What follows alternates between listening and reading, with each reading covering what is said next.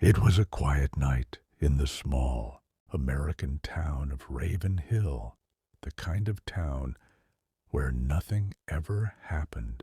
At 11:47 p.m., the local police station received a strange emergency call. The dispatcher answered, "Raven County 911, what's your emergency?" But instead of a human voice, there was static. Then a man's voice whispered, almost trembling, "Please send help. They're not human." And then the line went dead.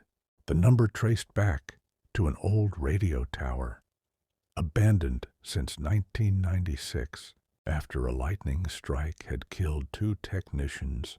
Deputy Collins and Officer Ramirez were sent to check it out. The tower stood alone on a hill, surrounded by dead trees and the sound of wind howling through broken steel frames. When they reached the base, Collins noticed fresh footprints leading inside. Ramirez raised his flashlight and said, "If someone's playing a prank, they picked the wrong night." They climbed the narrow metal staircase. The higher they went, the colder it felt. When they reached the control room, the old broadcast lights were blinking, red, green, red, like it was alive again. Then came the radio static, but this time it was followed by a chilling voice. "We never left, Officer Collins." Collins froze. "How the hell do you know my name?"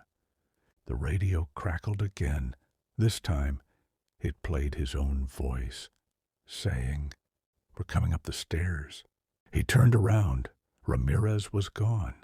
Only the sound of footsteps echoing below, getting closer and closer. Collins shouted, "Ramirez, stop screwing around." No answer. Only the metallic groan of the tower shifting in the wind. Then he saw it.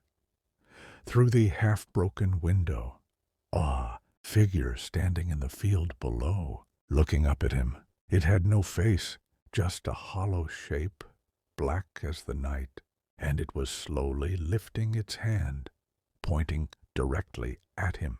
Collins grabbed his radio and screamed, "I need backup now. Something's up here. Static." Then a whisper again. Transmission complete. The lights went out. The tower fell silent. At dawn, a search team found the tower room empty. The radios were still on, but in the static, if you listen closely, you can hear Collins's last breath repeating over and over, "They're not human. They're not human." Story number 2. It was 2:14 a.m. when Evelyn Moore, a night shift nurse in Detroit, reached her small apartment building.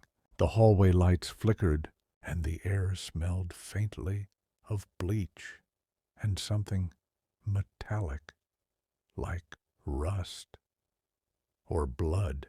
Her apartment, number 312, sat right next to 313, which had been empty for years. Everyone in the building said a little girl had died there, but Evelyn didn't believe in ghosts. She worked in a hospital. She'd seen worse. That night, she tossed her keys on the counter and turned on the TV. White noise filled the room. Then came a soft knock on her door. 3 gentle taps. Knock, knock, knock. She checked the peephole. No one. She opened the door slightly and whispered, "Hello?" Nothing. Just the hum of the flickering hallway light. She shrugged, locked the door, and sat back down. Then, faintly through the wall, she heard it.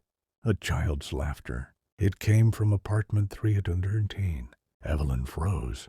That place had been empty since the fire in 2009. She turned off her TV. The laughter continued, higher pitched now, and then a voice. "I can see you through the wall." Evelyn's chest tightened. She whispered to herself, "Just the neighbors. maybe someone moved in.